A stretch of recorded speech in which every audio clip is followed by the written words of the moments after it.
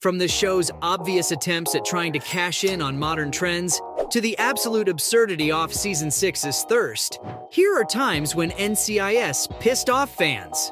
Okay, I get it. Writing for a long-running TV series is no walk in the park, especially when you hit that 8th or 9th season mark.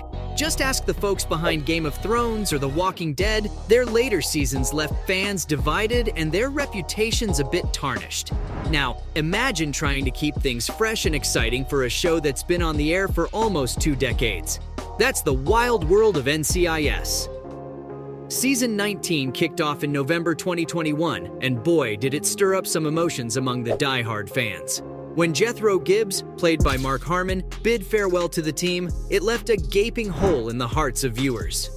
Trying to fill those shoes were Katrina Law and Gary Cole, who joined as Jessica Knight and Alden Parker. But if you check out the user reviews on Rotten Tomatoes, you'll see that many fans weren't happy. Now, out of all the things that have rubbed fans the wrong way, there's one storyline that takes the crown for being downright dreadful in Season 19. Cue Episode 9, Collective Memory. Right from the start, things felt a bit off as NCIS tried to jump on the trendy train by throwing holograms and cryptocurrency into the mix. But that's not the worst part. No, the real kicker is Special Agent Nick Torres, played by the ever-charming Wilmer Valderrama. Let's just say Torres ain't exactly winning any popularity contests with his snarky and condescending attitude towards technology. The guy's a real piece of work. One fan on the NCIS subreddit, user Richie Adler, summed it up pretty well. They had had enough of Torres's constant bashing of nerds and geeks. Others pointed out that in this episode, Torres seemed to think everything was dumb, from laser tag to holograms to home movies, which kind of downplayed the threat the episode was trying to depict. Sure, you could argue that Torres uses his cockiness as a defense mechanism, but that doesn't make it any less grating to watch. Thankfully, he did manage to notice something was up with Agent Knight and reached out to her, but his inflated ego really put a damper on the whole episode. As bad as this was, it doesn't even come close to what fans had to endure in the previous season. In Season 18, Episode 10, Watchdog, things take an unexpected turn for NCIS Special Agent Leroy Jethro Gibbs. The usually composed and level-headed agent discovers evidence of repeated dog drownings, and instead of following standard protocol, he takes matters into his own hands and physically assaults the suspect.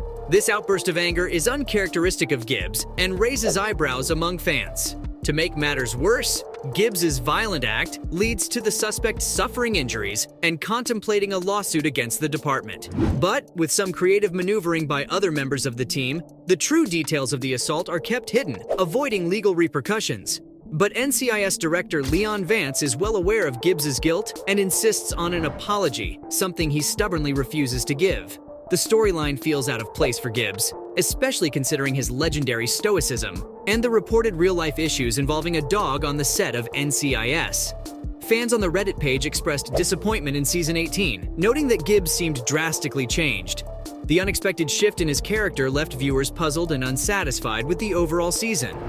Adding to the disappointment, the season finale left fans feeling underwhelmed. A Reddit user commented that the resolution of the Bishop and Torres storyline felt super rushed, and the ending could have been better handled or not addressed at all. All of these problems add up and make Season 18 one of the worst periods in the show's history. But if you want to single out one moment that had fans smashing their TV screens, it's Abby's infamous meltdown in Season 4. She's the quirky lab scientist who you can either love or find a bit too much. Her unique personality usually adds an extra spark to the show, but every now and then, it can be a bit cringeworthy. Take Season 4, Episode 17, Skeletons, for example. Abby's guy troubles seem to have taken center stage, and it's like her personal drama has a VIP pass into the workplace. Things get super uncomfortable during the opening scene. Abby's on a mission to conquer the snack machine, desperately looking for $1 to buy her favorite candy bar. But instead of this being a fun little moment, it ends up feeling more like a full-blown temper tantrum. Her childlike behavior just doesn't hit the mark, leaving fans squirming in their seats. Even the other characters' reactions seem to scream, maybe this scene should have been left on the cutting room floor. Can't blame them. And if you're in the mood for even more cringe-worthy moments, Season 6's Deliverance is a great place to start. In the episode, Ziva and Tony team up to question suspects in the murder of an 18-year-old Marine. Their investigation leads them to the Marine's hometown, a neighborhood plagued by gang violence and poverty. And that's where things start going downhill. As Ziva and Tony approach three intimidating men, they attempt to lighten the mood with their trademark banter. But Tony's attempts at humor fall painfully flat. From cringy Ricky Martin jokes to groan-inducing Popeye references, it's a string of one-liners that should have never made it into the script. The arrest finally happens, but what we're left with is the realization that Tony should definitely stick to his day job and leave the comedy to the professionals. But as nonsensical as Tony's were, they still made more sense than Special Agent Alex Quinn. She made a quick entrance in Season 14 of the show and an even quicker exit. Blink and you might have missed her. Unfortunately, that means we didn't get much time to really get to know her, which left some viewers less than thrilled. According to Redditor Clownfish Soup, she was practically forgettable. Ouch! But hey, she did have one standout moment in Season 14, Episode 5 titled Philly. This was where we finally got a glimpse into Quinn's past. And boy, did it have potential. Unfortunately, the execution fell flat, and we only have the acting to blame for that. In a scene where Quinn opens up to Gibbs about a friend's tragic death, she reveals her deep sense of guilt and self-blame.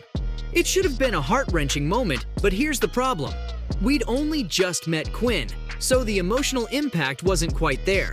And to make matters worse, Gibbs chimed in with some painfully obvious advice that didn't add much to the forced character development.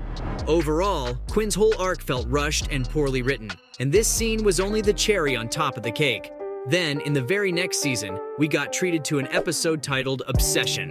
Now, Season 7 is generally hailed as one of the best by fans, but this one episode just failed to hit the mark. In the episode, the team investigates the death of a Navy lieutenant, and DiNozzo takes it upon himself to talk to the victim's sister. But guess what? She's nowhere to be found. As the story unfolds, Gibbs and Ziva uncover a plot within the Navy Info Ops Center, while DiNozzo becomes borderline obsessed with finding the missing sister. And that's where things start to go downhill. See, Season 7 is full of memorable moments and character development, especially for Ziva, who goes through some intense challenges to become a US citizen and rejoin the team. But Obsession sticks out like a sore thumb. The biggest gripe fans had with the episode was how out of character DiNozzo acts. Sure, he's always been a jokester and a bit flirtatious, but this time he takes it to a whole new level. He becomes obsessed with this particular woman, and there's not enough justification for it beyond the case they're working on.